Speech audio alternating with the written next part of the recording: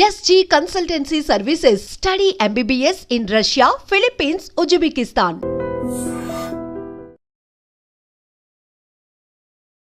Welcome to I dream media. నేను Udayasri. Present మనతో ఉన్నారు psychologist and parenting mentor Sandra Sudheer గారు. మాట్లాడదాం. హలో అండి, welcome to our studio. Thank you ma'am.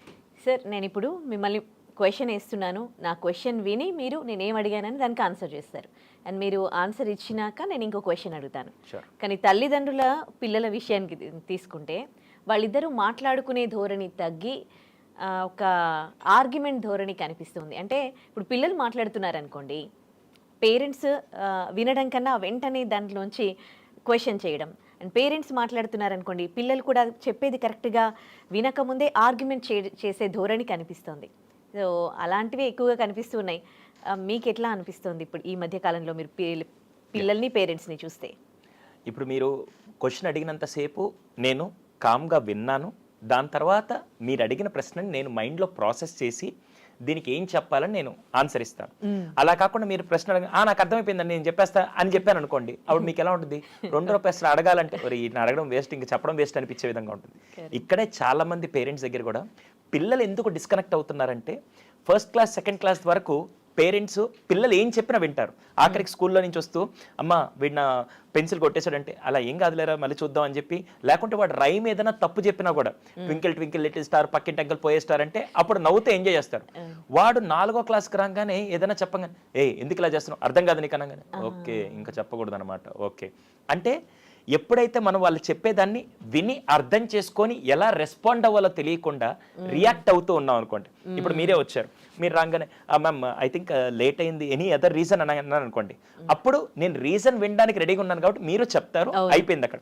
అలా కాకుండా ఇంకెప్పుడు లేట్గా వస్తారు అంతే అని మీరు అని చెప్పి నేను మాట్లాడాను అనుకోండి, ఇంకోసారి మీరు ఎక్స్ప్రెస్ చేయలేరు. ఓపెన్ అయ్యి కాన్వర్సేషన్ స్టార్ట్ చేయాలన్నా ఏదైనా చేయాలంటే అవతల వ్యక్తి దాన్ని ఎలా రెస్పాండ్ అవుతున్నాడనే బేస్ చేసుకొని ఉంటుంది తప్ప ఇట్స్ నాట్ అబౌట్ పిల్లలు మాట్లాడలేదు ఆర్గ్యుమెంట్ ఎందుకు జరుగుతుందంటే, చాలా మంది సమస్య వినకుండానే దాన్ని నాకు తెలుసు నేను చెప్పేస్తానని చెప్పి వెళ్ళిపోతూ అక్కడే డిస్టర్బెన్స్ వస్తుంది.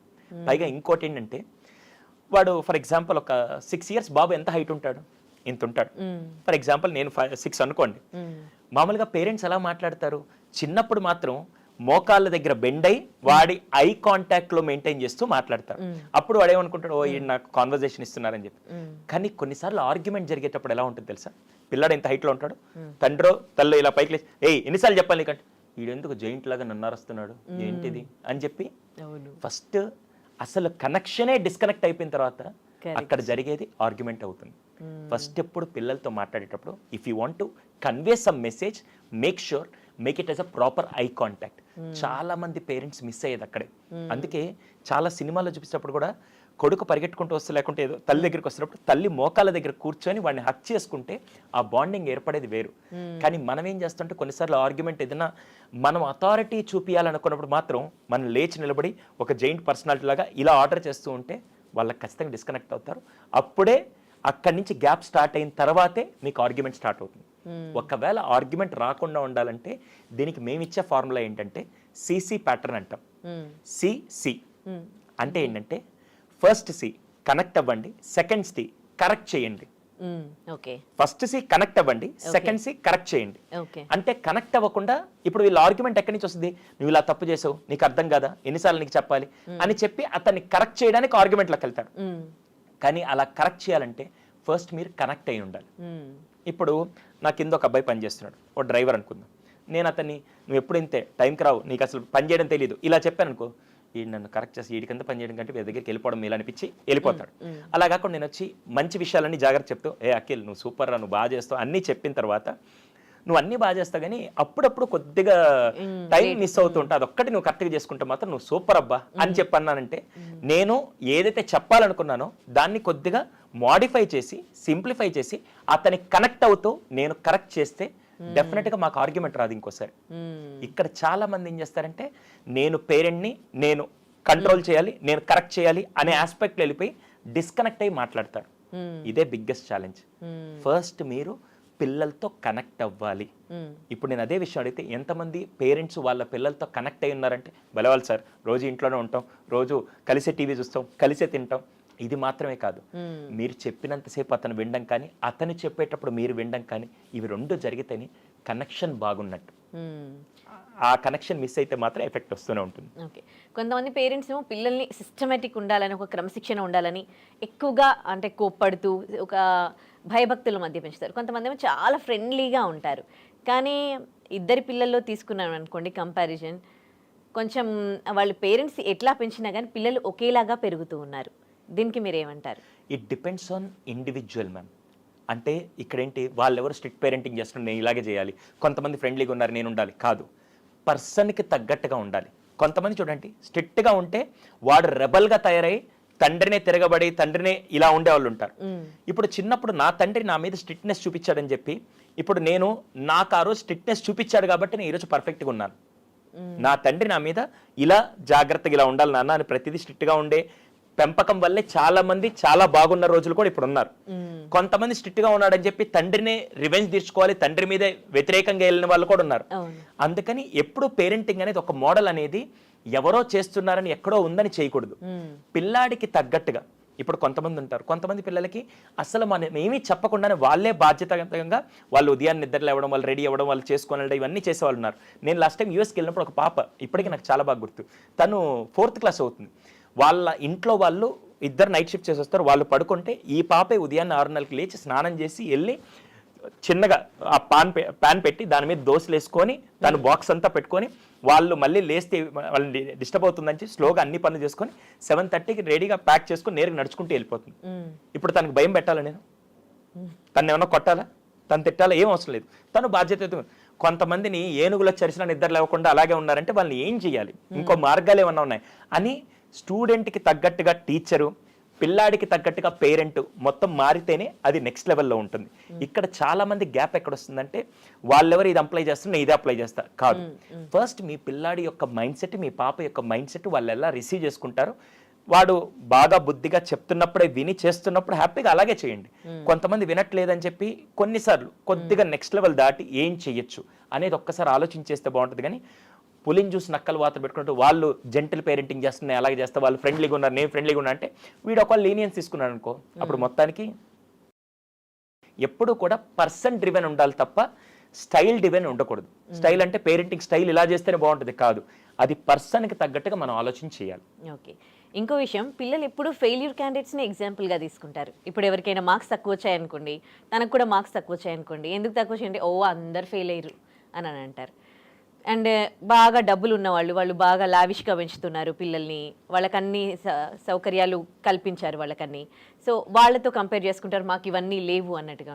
లేదంటే ఫెయిల్యూర్ పర్సన్స్ని వాళ్ళు ఎగ్జాంపుల్గా తీసుకుంటారు. సక్సెస్ఫుల్ పీపుల్ని ఎందుకు ఎగ్జాంపుల్గా తీసుకోరు? మైండ్ సెట్ ఎందుకు అట్లా అవుతుంది పిల్లల్ని? నాకు ఏది కంఫర్ట్ అనిపిస్తే దాంతో నేను కంపేర్ చేసుకుంటాను అని పిల్లల మైండ్ సెట్. అంటే డబ్బు విషయం వచ్చేసరికి వాడికి చూడు అంత బాగుంది, వీడికి ఇది బాగుందని అలా కంపేర్ చేసుకుని నేను ఆనందంగా ఉంటా. ఏదైతే నాకు నచ్చని విషయం వాడు నాకంటే వెనకున్నాడు కదా వాడిని చూడు అనే విధంగా ఇక్కడ మొత్తానికి ఎలా కంపేర్ చేసుకున్నాను, నేను నా ఈగోని సాటిస్ఫై చేయడానికి నేను ఎలా కంపేర్ చేసుకున్నది ఇంపార్టెంట్. అటువంటి పిల్లలకి మీరు చేయాల్సింది ఫస్ట్ అసలు కంపారిజన్ ఎప్పుడు పక్క వాళ్ళతో అనే ఎలిమెంట్ని ఫస్ట్ పిల్లల మైండ్ సెట్లోనే తీయాలి. పక్క వాళ్ళతో కంపారిజన్ అనే ఎలిమెంట్ని ఫస్ట్ పిల్లల మైండ్ సెట్లో తీయాలి. యాక్చువల్గా ఎర్లియర్ ఓల్డెన్ డేస్లో మామూలుగా ఎలా ఉండదంటే కంపారిజన్ ఆనందంగా ఉండాలంటే నీకంటే తక్కువ వాడితో, డబ్బుతో ఉండాలన్నా నీకంటే తక్కువ వాడితో కంపేర్ చేసుకుంటే నీకు అది ఫస్ట్ ఉంటుంది. ఎదగాలన్నప్పుడు మాత్రం నీకంటే గొప్పగా సాధించిన వాడితో కంపేర్ చేసుకోమని ఒక లాజిక్ ఉంటుంది. కానీ మన వాళ్ళు ఏం చేస్తారంటే ఫెయిల్యూర్ అప్పుడు మాత్రం సక్సెస్ అన్నప్పుడు మాత్రం ఫెయిల్యూర్ గురించి మాట్లాడుకుంటూ ఇలా చేస్తారు. కానీ ఎప్పుడు కంపారిజన్ ఎప్పుడు ఎలా చేయాలంటే నిన్నటి నాతో ఈరోజు నాతో కంపేర్ చేస్తూ ఉంటే డెఫినెట్గా ప్రోగ్రెస్ బాగుంటుంది. ఎలాగో నేను చెప్తా. ఫర్ ఎగ్జాంపుల్ ఇది పిల్లలకి ఫస్ట్ మనం నాటాల్సిన ఒక గొప్ప విషయం. లేకపోతే ఏమవుద్దంటే ఇప్పుడు సొసైటీలో వాళ్ళ నాన్న మంచి బెంజ్ కార్లో దింపుతున్నాడు, నువ్వేమో నార్మల్ కార్ వాడుతున్నావు ఏంటి డాడీ అనే స్థాయిలో ఇప్పుడు పిల్లలు ఉన్నారంటే మాత్రం ఫస్ట్ వాడికి కంపారిజన్ కరెక్ట్గా చిన్నప్పటి నుంచి నాటకపోతే కూడా ఇది వస్తుంది. కంపారిజన్ ఎలా నాటాలంటే ఫర్ ఎగ్జాంపుల్ వాడు మ్యాథ్స్లో 30 మార్క్స్ వచ్చాయి, అవుట్ ఆఫ్ 50 30 మార్క్స్ వచ్చాయి. ఇప్పుడు మనం ఏం చేస్తాం, వాడు చూడ అంటే వీడేం చేస్తాడు 30 కంటే తక్కువ వచ్చిన వాళ్ళతో కంపేర్ చేస్తాడు. నాన్న నీకు ఈసారి 30 వచ్చాయి కదా, నెక్స్ట్ టైం గెట్ మీ 35 తెచ్చుకొని కనపడు. నేను ఇక్కడ 50 వచ్చినతో కంపేర్ చేయట్లేదు, 20 వచ్చినతో కంపేర్ చేయట్లా. నాకు నీ బెస్ట్ ఏంటి, రేపటికి నీ ఎఫర్ట్స్ పెరగాలి అంటే ఏం చేయాలి. సో 30 వచ్చాయి, రేపు అలానే 50 తెచ్చుకోమని చెప్పట్టు. 35 నెక్స్ట్ 38 దాని తర్వాత 40 45 like wise I need your improvement. Comparison ఎందుకు చేస్తాం మనం? యాక్చువల్గా గ్రో అవడానికే కదా. అవును ఇక్కడ ఈ నెగిటివ్ కంపారిజన్స్ వల్ల గ్రోత్ తగ్గిపోతుంది తప్ప గ్రోత్ పెరగట్లేదు కదా. అవును ఇప్పుడు ఫర్ ఎగ్జాంపుల్ నేనే మీ యాంకరింగ్ గురించి చెప్పాలంటే ఎవరో యాంకర్తో కంపేర్ చేస్తున్నంత కాలం you can't give your best. Ma'am నిన్న 2 ఎపిసోడ్లు చేశారు, చాలా బాగా చేశారు, ఈ రోజు ఇంకా బెస్ట్ కోరుకుంటున్నానంటే ఈ రోజు ఇంకా బెస్ట్ ఇస్తారు కదా. ఇప్పుడు నేను కంపారిజన్లో రిజల్ట్ తీసుకురావాలా, కంపారిజన్లో మిమ్మల్ని వెనక్కి నెట్టాలా? ఈ లాజిక్ ని ఇప్పుడు పేరెంట్స్ కనుక అర్థం చేసుకొని ఏ విధంగా కంపేర్ చేయాలి. ఆఖరికి ఒక సింపుల్ లాజిక్ మాట్లాడతాను. వంటలు చేసేటప్పుడు అనుకుందాం, ఒక భార్య చాలా కష్టపడి 2 గంటలు కష్టపడి భర్త వస్తారని చెప్పి వంటలన్నీ చేసి డైనింగ్ టేబుల్ మీద పెట్టింది మ్యామ్. ఒక 3 కర్రీస్ చేసి పెట్టింది, దాంట్లో టైం బాగాలేక ఒక కర్రీ ఏదో ఉప్పు ఏదో తగ్గింది అనుకోండి. వెంటనే ఆ భర్త వచ్చి ఒక ముద్దలా కలుపుకొని తిని, ఫర్ ఎగ్జాంపుల్ ఆవిడ ఆయన వైఫ్ పేరు లక్ష్మి అనుకోండి, వెంటనే నేను ఒక ముద్ద తిని ఏంటి వంట ఇంత చెత్తగా ఉంది, అసలు ఇంక వంట చేయడం కదా, ఆ పక్కటి సుజనాన్ చూడు ఎంత బాగా చేస్తుంది అనగానే ఇంకెలా ఉంటుంది? మండుతుంది obviously. ఇప్పుడు అలా కాకుండా కేస్ 2 మాట్లాడతాడు, ఈ 2 వంటలు బాగున్నాయి, అసలు నీ చేత్తో గుత్తొంకాయ చేసి చాలా బాగుంటుంది, అన్ఫార్చునేట్లీ ఇదేదో కొద్దిగా మూడ్ ఆఫ్ అయ్యి ఉండి ఇది బాగాలేదు, రేపు మళ్ళీ నీ వంట కోసం వెయిట్ చేస్తుంటా, చేసి చూపించంటే రేపు ఇంకా బాగా చేస్తుంది చేయదు. డెఫినెట్లీ రెండిట్లో నేను కంపారిజన్ చేశాను. ఒక కంపారిజన్లో ఏమనుకుంటుందంటే అరే నీకు రేపు సైనైడ్ కలిపి పెడతా, సగం దరిద్రం వదిలిపోద్ది, నువ్వు వాళ్ళతో కంపేర్ చేస్తాను కోపం వస్తుంది. ఇంకో దాంట్లో రేపు ఇంకా ఎఫర్ట్స్ పెట్టి చేస్తుంది. ఇక్కడ చెప్పిన నాదా ఆవిడ తప్పు అంటే చెప్పిన నాదే తప్పు. కంపారిజన్ ఎలా ఎలిమెంట్ అనేది మనకి చిన్నప్పటి నుంచి ఎవరు చెప్పలేదు. అందుకే చాలా బాగా చెప్తుంటారు, ఒక కుందేలుకి చాపకి రన్నింగ్ రేస్ పెడితే ఎవరు గెలుస్తారంటే అందరూ రాయడంలో కుందేలు గెలుస్తుంది అంటారు. అది రేసే చాలా పెద్ద తప్పు. కుందేలు చెట్టెక్క నీళ్ళలో నడవలేదు, చాప కరెక్ట్ అంతే కదా. It depends how you are comparing, how you are making them understand what is the meaning of comparison. అది చాలా ఇంపార్టెంట్ అండి. చాలా బాగా చెప్పారు. ఇంకో క్వశ్చన్ ఏంటంటే, ఒకప్పుడు పేరెంటింగ్ ఎట్లా ఉండేదంటే ఒక భయము భక్తి, తల్లిదండ్రులు అంటే గౌరవము భయం కూడా ఉండేది. అండ్ టీచింగ్లో కూడా టీచర్స్ అంటే కూడా భయం ఉండేది. కానీ ఇప్పుడు అంతా ఫ్రెండ్లీ టీచింగ్, ఫ్రెండ్లీ పేరెంటింగ్ అని వచ్చింది కదా, ఇది ఎట్లాంటి ప్రభావం చూపిస్తోందంటారు? అంటే ఫ్రెండ్లీ అనే పదానికి కరెక్ట్గా వీళ్ళకి ప్రాపర్గా మీరు డెఫినేషన్ ఇవ్వకపోతే ఖచ్చితంగా వీళ్ళు దాన్ని లీనియన్స్గా తీసుకొని ఏంటి హే బ్రో, అమ్మని పట్టుకొని బ్రో అని, నాన్నని పట్టుకొని హే డ్యూడ్ అనగా, అంటే అది it is not in our culture. First of all ఇక్కడ పదాలు ఉంటాయి, ఒకటి భయం, రెండోది భక్తి అనడం కంటే బాధ్యత అంటాను నేను. ఒకటి ఈ రెండిట్లో ఏ ఒక్కటి ఉన్నా కూడా రెండోది అవసరం లేదు. బాధ్యత ఉంటే భయం అవసరం లేదు, భయం ఉంటే బాధ్యత అవసరం లేదు. కానీ ఈ రెండు లేకపోతే మాత్రం సమాజంలో ఒక బిగ్గెస్ట్ థ్రెట్ లాగా తయారవుతారు. ఇప్పుడుండే జనరేషన్లో భయం పెడదామంటే వెంటనే ఎక్కడ లేని కంప్లైంట్స్ అన్నీ వస్తున్నాయి. యుఎస్లో అయితే ఇంకా విచిత్రం ఏంటంటే, అక్కడికి వెళ్తే 6 years పాప వచ్చి వాళ్ళ పేరెంట్స్ వచ్చి భయపడుతున్నారు, ఈవెన్ ఏమన్నా అలాంటి భయం వస్తుంది, టీచర్లకి వెళ్ళి కంప్లైంట్ చేస్తే అక్కడి నుంచి వాళ్ళకి ఈజీగా 911 కొట్టేస్తే వెళ్ళిపోద్ది డైరెక్ట్గా. అంత భయపడుతూ పేరెంట్స్ బతుకుతుంటే ఇంకా పిల్లలు ఎలా ఉంటారు? ఈ రోజుల్లో భయం. ఇంతకు ముందు రోజుల్లో నాన్న ఏదన్నా ఒకటి కొట్టాడు అనుకోండి, నాన్న కొడితే వెంటనే ఫర్ ఎగ్జాంపుల్ సరే ఇంకో చిన్న లాజిక్ మారుస్తాను. ఇంతకు ముందు రోజుల్లో టీచర్ కొట్టి ఇంటికి వచ్చి ఇంట్లో వాళ్ళకి నాన్న టీచర్ కొట్టాడు అని చెప్తే వెంటనే నాన్న ఏం చేసేవాడు? ఏం తప్పు చేసావు, నువ్వేం చేసావు అని అడిగేవాళ్ళు. ఇంకా భయం ఏంటి తెలుసా? ఒరే ఆయన దేంతో కొట్టాడరా అంటాడు, ఆయన స్కేల్తో కొట్టాడు, నువ్వురా నా బెల్ట్ ఉందని చెప్పి ఇంకో 2 దెబ్బలు నేను వేసేవాడు. అవునా? ఈ రోజుల్లో కొట్టబల్లే పొరపాటున టీచర్ వచ్చి ఏరా ఏం చదవట్లేదు అనగానే ఈడు నేరుగా ఇంటికి వెళ్ళి బాహుబలి మసాలా స్టోరీ అద్ది ఇంట్లో చెప్పంగానే ఏం జరిగిందో తెలుసుకోకుండా 4 సుమోలు 2 ఛానల్స్ వేసుకొని వచ్చేస్తారు. అవునా? ఇప్పుడు నష్టపోయేది ఆ టీచర్ కాదు, నష్టపోయేది పేరెంట్ కాదు, పోయేది వాడి జీవితం. అక్కడ ఏమైందంటే భయం ఉండేదండి. స్కూల్కి 9 గంటలకు వెళ్ళకపోతే నాకు పనిష్మెంట్ ఉంటుందో భయంతో టైంకి వెళ్ళేవాళ్ళు. ఈరోజు ఇప్పటికి మీకు భయం ఉంది, నాకు భయం ఉంది, కెమెరామెన్స్కి అందరికీ భయం ఉంది. ఏంటి తెలుసా? ఇప్పుడు మరి మీరు కనుక ఒక 2-3 ఇంటర్వ్యూస్ బాగా చెప్తే నాకు ప్రమోషన్ ఎలాగా, నాకు ఎలాగా. ఇప్పుడు కెమెరామెన్ నేను ఈ షూటింగ్ బాగా చేస్తే నాకు ఇంకా వాల్యూ పెరుగుతుందని, చేయకపోతే నా ఉద్యోగం ఏంటని ప్రతి ఒక్కరి ఒంట్లో భయం ఉంటుంది. భయమే మనిషిని డ్రైవ్ చేస్తుంది.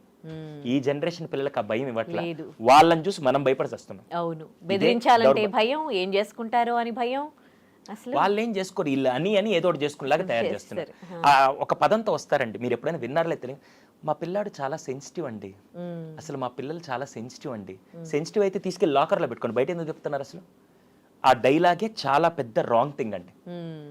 అసలు సెన్సిటివ్ అనే పదం అది మీరే ఉన్నారు, నేను మిమ్మల్ని వచ్చి మీరు చాలా సెన్సిటివ్గా ఉన్నారండి, చాలా సెన్సిటివ్గా ఉన్నారని ఇంకోసారి ఏదైనా ప్రాబ్లం వచ్చినా కూడా నేను సెన్సిటివ్ కదండి ఎలా తట్టుకోగలుగుతాను అని మైండ్ సెట్ అక్కడికి ఆపేస్తుంది.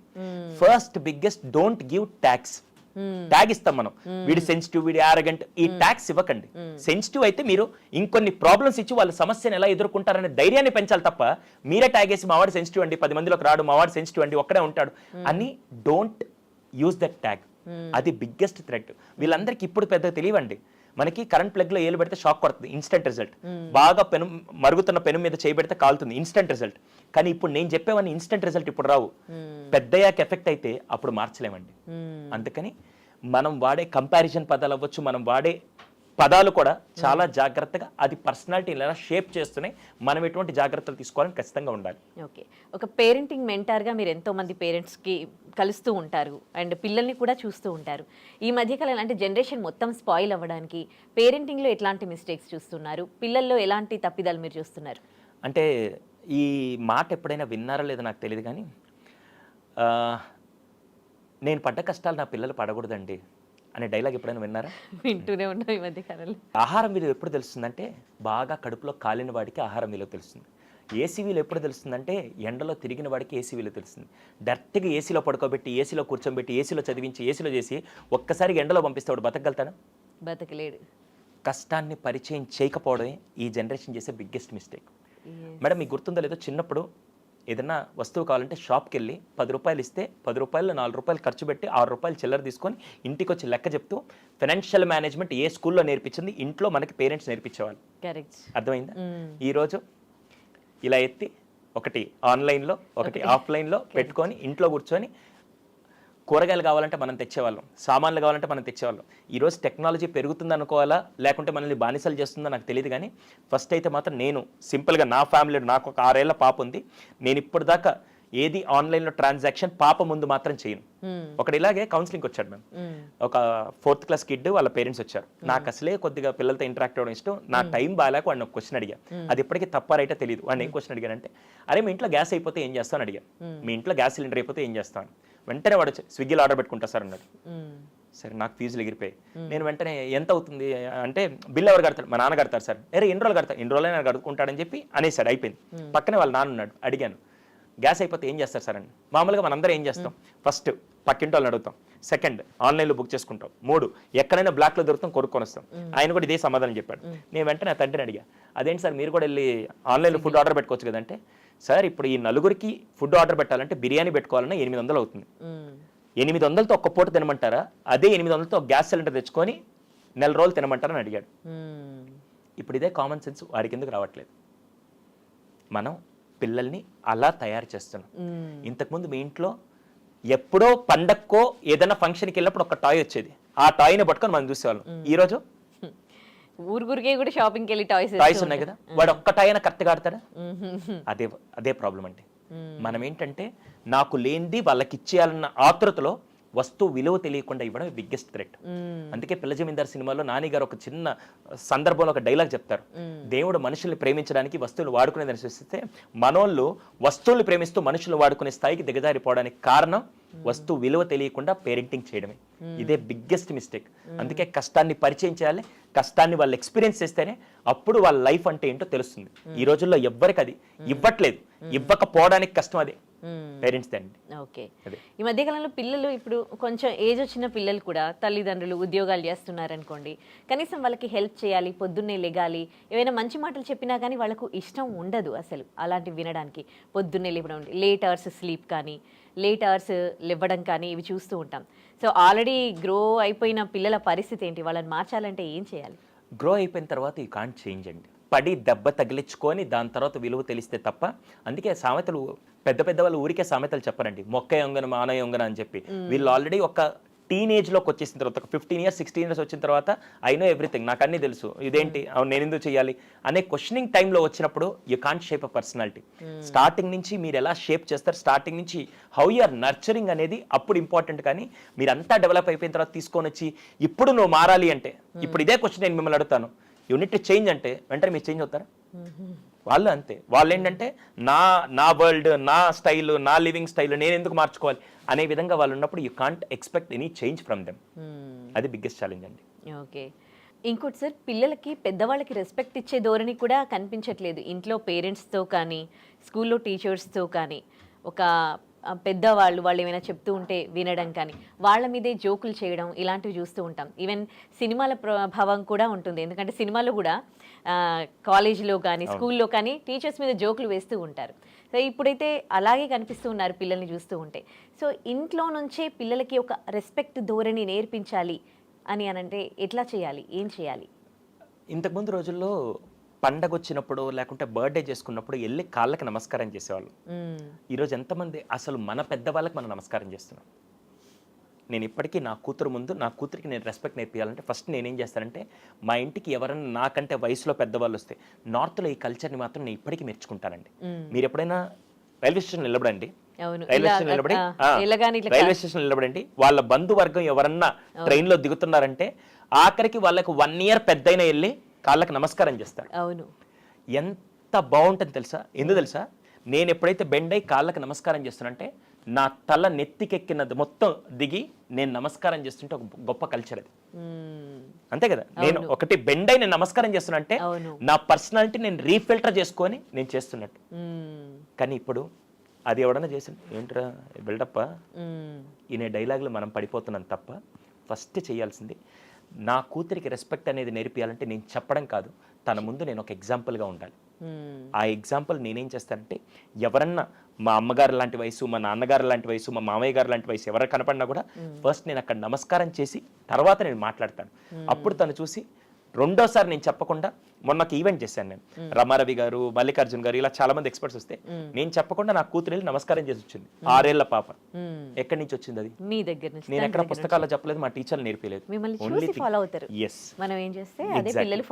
ఫస్ట్ ఇక్కడ మనం మిస్ అయ్యే పాయింట్ ఏంటంటే, ఇప్పుడు నాకంటే వయసులో తక్కువ నా మెయిడో నా డ్రైవర్ ఎవరో వచ్చారనుకోండి, ఎరా ఎంతసేపు లేట్ అయింది అని నేను మాట్లాడానంటే, అక్కడ నా బిడ్డ చూస్తున్నప్పుడు ఓ ఈయనకు పెద్ద రెస్పెక్ట్ ఇవ్వలేదా, ఓకే అని చెప్పి, ఇప్పుడు నేను అలా కాకుండా బాబు ఏం ఓకే అమ్మా పర్లేదు నువ్వు చూసుకొని రా అని చెప్పి నేను మర్యాదిస్తూ ఉన్నప్పుడు నెక్స్ట్ ఆ పాప వెళ్ళి అన్న బాగున్నావా అని చెప్పి వరుస పెట్టి మాట్లాడడం నేర్చుకుంటుంది. ఫస్ట్ ఆ ఎలిమెంట్ ప్రతి ఒక్కటి. ఇప్పుడు ఇంటికి రాగానే ఏరా మీ టీచర్ ఏం చెప్పలేదా అనే విధంగా అనేదానికి, ఈరోజు టీచర్ గారు ఏమన్నా చెప్పారా అని మాట్లాడేదానికి ఎవ్రీథింగ్ మ్యాటర్స్. ఫస్ట్ రెస్పెక్ట్ అనేది మనం ఇస్తూ ఉంటే వాళ్ళు ఫాలో అవుతుంటారు, ప్లస్ మనం అడగాల్సిన అవసరం లేదు. రెస్పెక్ట్ అనేది మనస్ఫూర్తిగా వచ్చే ఎలిమెంట్ తప్ప నాకు రెస్పెక్ట్ ఇవ్వు అని అడిగే ఎలిమెంట్ కానే కాదండి. ఖచ్చితంగా మీరు ఒక లివింగ్ ఎగ్జాంపుల్గా అది ఎలా అంటే నేను నా బిడ్డ ముందు ఎందుకు చేయాలని అనుకుంటారు, కానీ అలా చేస్తేనే వాళ్ళకి గొప్ప క్యారెక్టర్ అనేది డెవలప్ అవుతుంది. ఓకే, సో కామన్ సెన్స్ ఇట్లా ఉంటే టైం సెన్స్ కూడా పిల్లల్లో లేకుండా అయింది. అసలు ఒక టైంకి లెగడం కానీ టైంకి పడుకోవడం కానీ అట్లా మనం చెప్పినా కానీ వాళ్ళకి కోపం వస్తుంది. వాళ్ళలో టైం సెన్స్ అనేది మెయింటైన్ చేయడానికి పేరెంట్స్ ఏం చేస్తే బాగుంటుంది అంటారు? కొద్దిగా ఇవి క్వైట్ ఛాలెంజింగ్ ఇప్పుడు, ఎందుకంటే వాళ్ళకి డిసిప్లిన్ ఫ్యాక్టర్స్లో అవ్వచ్చు, లేకుంటే ఆర్గనైజ్డ్ వేగా బిహేవ్ చేయమన్నా కొద్దిగా కష్టమే అవుతుంది. దానికోసం చిన్నపిల్లలు అయితే మామూలుగా వాళ్ళకి రీఇన్ఫోర్స్మెంట్ టెక్నిక్స్ కాకుండా, అంటే నీకు ఫర్ ఎగ్జాంపుల్ ఈ మంత్ అంతా నువ్వు ఎవ్రీడే ఆన్ టైం లేస్తే నీకు ఈ స్టార్స్ వస్తాయి, ఈ స్టార్స్ రావడం వల్ల నీకు ఇలాంటివని ఏదో రీఇన్ఫోర్స్మెంట్, అంటే చేస్తే ఇస్తామనే విధంగా కాదు, నువ్వు ఇలా చేస్తుంటే నీ బిహేవియర్ డెవలప్ అయ్యి నీకంటూ ఒక రికగ్నిషన్ నేను ఇస్తాను. ఇప్పుడు మనం వర్క్ చేస్తే మనకు ప్రమోషన్ వస్తుంది తెలిసి ప్రమోషన్ కోసం వర్క్ చేయం కదా మనం, రైట్? మనం అదే ప్యాషనేట్గా చేస్తుంటే ఇప్పుడు పిల్లలకు కూడా ఏదో ఒక అంటే మోటివేటింగ్ ఫ్యాక్టర్ లాగా ఉండడానికి నువ్వు వరుసగా ఒక 30 days కనుక నువ్వు ఆన్ టైం లేచావంటే నీకు 30 stars వస్తే 30 starsని నేను మనీ లాగా కన్వర్ట్ చేసి నీకు ఇస్తాను, నువ్వు వెళ్ళి ఒక టాయ్ కొనుక్కోవచ్చు అని చెప్పి ప్రతి దాన్ని మీరు లింక్ చేయడం వల్ల దెర్ ఆర్ ఛాన్సెస్ వాళ్ళలో ఒక రొటీన్ డెవలప్ చేయడానికి మీకు అది బాగా హెల్ప్ అవుతుంది. కానీ చాలా మంది ఏమనుకుంటారు అంటే ఏంటి సార్ బ్రైబ్ ఏమంటారు, దీన్ని బ్రైబ్ అంటారు. Reinforcement is different. రీఇన్ఫోర్స్మెంట్ అంటే నేను వాళ్ళకి ఒక అప్రిసియేషన్ కింద ఒకటి ఇస్తున్నాను, అప్రిసియేషన్ మళ్ళీ నేను కన్వర్ట్ చేసి వాళ్ళకి కావాల్సిన వస్తు రూపంలో ఇస్తే, ఓ నేను 30 రోజులు ఆన్ టైం లేవబట్టి ఇలా నాకు ఇచ్చారని చెప్పి అది ఒక గుడ్ బిహేవియర్కి దారి తీసే ఛాన్సెస్ చాలా ఉంటాయి. కాకుంటే ఇప్పుడు వాళ్ళు ఏంటంటే కొద్దిగా లేజినెస్ కానీ ఏముందిలే చూద్దాం, కొద్దిగా జెన్ ఆల్ఫాలో ఇవి కొన్ని క్యారెక్టరిస్టిక్స్ ఉన్నాయి కాబట్టి స్లోగా వాళ్ళని ఎలా నర్చర్ చేస్తారనే దాంట్లో ఉంటుంది. అది కరెక్ట్గా ఇలా చెయ్యాలనే ప్యాటర్న్ కంటే మళ్ళీ కిడ్ని బేస్ చేసుకొని మీరు ఏ రొటీన్స్ అప్లై చేస్తారో మీ ఇష్టం. అప్పుడు అంటే చిన్నప్పటి నుంచి మంచి మంచి బుక్స్ చదివే వాళ్ళు పిల్లలు ఎదుగుతున్న క్రమంలో, కానీ ఇప్పుడు అట్లా ఒక అంటే స్కూల్ బుక్స్ దేవుడెరుగు, అసలు బయటి బుక్స్ చదవడం అనేది మనం చూడము. పిల్లలు బుక్ రీడింగ్ పెంచాలి అని అంటే, ఈ ఒక అలవాటు పెంచాలి అంటే ఏం చేయాలి? దానివల్ల ఎట్లాంటి ఉపయోగాలు ఉన్నాయి పిల్లలకి? బుక్ రీడింగ్ అయితే మాత్రం నెక్స్ట్ లెవెల్ అండి.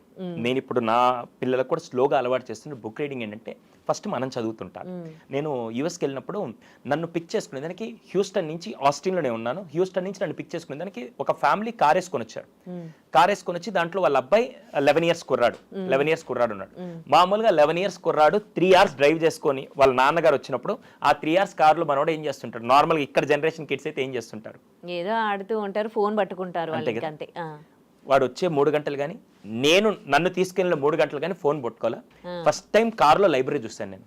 ఓకే. ఫస్ట్ టైం కారులో లైబ్రరీ చూశాను. వాడు వెళ్ళినంతసేపు బుక్ పట్టుకొని బుక్ చదువుతూ దాంట్లో వాడు కామెడీని ఎంజాయ్ చేస్తూ నవ్వుతూ ఉన్నాడు. మళ్ళీ ఇంటికి వెళ్ళిన తర్వాత డైనింగ్ టేబుల్ మీద భోజనం చేసే టైంలో ఈ పుస్తకం ఇలా చదువుతూ దాన్ని తినడం మొదలుపెట్టాడు. అది ఎక్కడ అంటే వాళ్ళ ఇంట్లో టీవీ ఉంది, కానీ ఆన్ చేసేది రోజుకి ½ అన్ అవర్ మాత్రం. మిగతా టైం అంతా ఫ్యామిలీ ఎవరికి నచ్చిన నావెల్స్ వాళ్ళు చదువుకుంటూ కూర్చుంటారు. బుక్ రీడింగ్ వల్ల ఏమవుతుందంటే మాట్లాడే పదాలు మారుతాయి.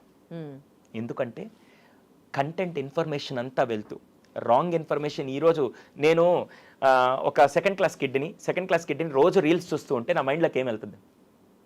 రీల్స్ లాంగ్వేజ్ వెళ్తుంది. నేను అలా సెకండ్ క్లాస్ స్టూడెంట్ని నేను ఒక బుక్స్ చదువుతూ దాని ఫ్రేమింగ్ వర్డ్స్ అన్ని చదువుతుంటే నా మైండ్లోకి ఏం వెళ్తుంది? ఆ పదాలు, ఆ framing. So what kind of information you are feeding your brain, that matters a lot. Books ద్వారా ఏమవుతుందంటే, ఓ ఇలా కూడా చేయొచ్చా, మీకు తెలిసేది బుక్స్ ద్వారా విజువలైజేషన్ కూడా చాలా బాగా పెరుగుతుంది. ఎలా అంటే మీరు ఎప్పుడైనా పుస్తకం చదువుతున్నప్పుడు ఆ క్యారెక్టర్, ఆ సన్నివేశం మొత్తం మీ బ్రెయిన్లోనే అది మొత్తం పిక్చరైజ్ అయ్యే విధంగా వస్తుంది. అది పిల్లలకి చాలా ఇమాజినేషన్ పెంచుతుంది, విజువలైజేషన్ కూడా పెంచుతుంది. అందుకే బుక్ హ్యాబిట్ అనేది ఇది. అలా అని చెప్పి వాళ్ళకి ఏదో ఈ బుక్సే చదివించాలని లేదు. కొందరికి కామిక్స్ ఇష్టం, కొందరికి ఫిక్షనల్ స్టోరీస్ ఇష్టం. వాళ్ళకి ఏది నచ్చుతుందో అది స్లోగా అలవాటు చేస్తూ దాని తర్వాత సైమల్టేనియస్గా you can get into. అలా చేయడం వల్ల వాళ్ళ నాలెడ్జ్, వాళ్ళ థాట్ ప్రాసెస్ అయితే డిఫరెంట్గా మారుతుందండి. నన్ను ఇన్స్పైర్ చేసిన సుధామూర్తి గారి బుక్ చదువుతున్నప్పుడు ఇప్పటికీ నాలో ఒక థాట్ ప్రాసెస్ మారిందంటే సుధామూర్తి గారి బుక్స్ చదవడం వల్ల. అంటే తను ఎక్కడో కూర్చొని ఎక్కడో రాసిన ఒక పుస్తకం ఇక్కడ ఉండే ఒక పర్సన్ ని ఇన్స్పైర్ చేసే విధంగా ఉంది అంటే బుక్ అంతే పవర్ ఉంటుందండి రీడింగ్ కి. Okay, nice. ఇంకో విషయం ఏంటంటే, మనం ఇప్పుడు ఇక్కడ ఉన్నాం అంటే మనం ప్రెసెంట్లో చాలా తక్కువ మంది ఉంటున్నారు. ఉంటే పాస్ట్లో కానీ లేకపోతే ఫ్యూచర్లో కానీ మన థాట్స్ ఉంటున్నాయి. పిల్లలు కావచ్చు, పేరెంట్స్ కావచ్చు.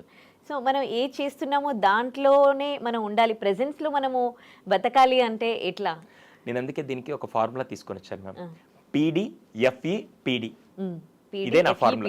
PDFEPD. ఏంటి ఇది అంటే, ఇది మీరు అడిగిన ప్రశ్నకి 200% అబ్సల్యూట్ ఆన్సర్. అదేంటంటే PDFEPD. ఇది చూసుకుంటే లెఫ్ట్ సైడ్ లో చూసుకుంటే PFP, past, future, present. Okay, past, future, present. PD అంటే P stands for past, D stands for doctor. Past లో ఎప్పుడు మనం ఎలా ఉండాలంటే be the doctor for your past. Be the doctor for your past అంటే ఎలా అంటే, డాక్టర్ దగ్గరికి ఏదైనా జబ్బుతో వెళ్తే ఏం చేస్తాడు? ఆయన హీల్ చేసి పంపిస్తాడు.